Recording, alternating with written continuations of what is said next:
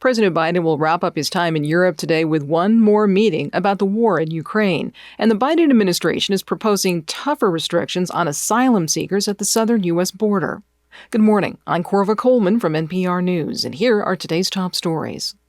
President Biden is spending his last day in Poland focused on the war in Ukraine. He'll talk with NATO officials and meet the leaders of the Bucharest Nine. The BBC's Sarah Smith reports the group focuses on regional defense and aid to Ukraine. The leaders of 9 Eastern European countries with direct experience of living under authoritarian communist rule will be eager to learn from President Biden that America is committed to defending their security over the long term. They will have been reassured to hear him say in his Warsaw speech last night that the war in Ukraine is a fight for freedom and democracy, a battle that Russia cannot be allowed to win. The BBC's Sarah Smith reporting.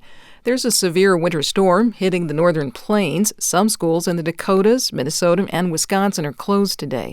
The National Weather Service says parts of Minnesota could get 2 feet of snow. Forecasters are telling people to stay home if they can. The Biden administration is proposing tougher restrictions on asylum at the U.S.-Mexico border. NPR's Joel Rose reports the proposal is likely to be challenged in court. The proposed rule would make it harder for migrants to get asylum if they cross the border illegally after passing through Mexico or another country without seeking protection there first.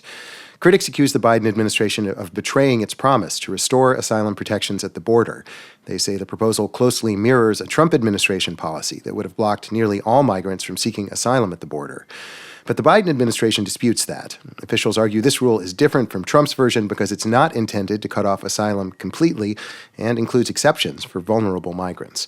Joel Rose, NPR News, Washington. In Wisconsin, one liberal and one conservative candidate have each made it through a state Supreme Court primary election. They'll face off in the general election in April. The outcome could affect the state's current ban on almost all abortions. From member station WUWM, Chuck Quirmbach has more. Milwaukee County Judge Janet Protasewicz, a liberal who says she supports abortion rights, came in first in Tuesday's contest.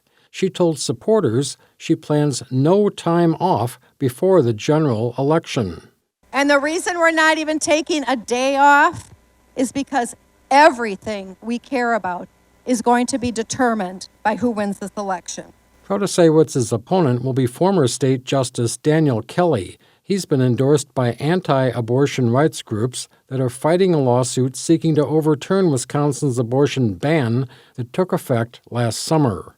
For NPR News, I'm Chuck Quirmbach in Milwaukee. Pennsylvania Governor Josh Shapiro says he has made a criminal referral of Railroad Norfolk Southern over the toxic train derailment that happened earlier this month.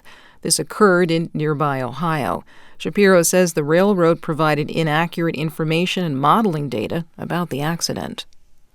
You're listening to NPR News.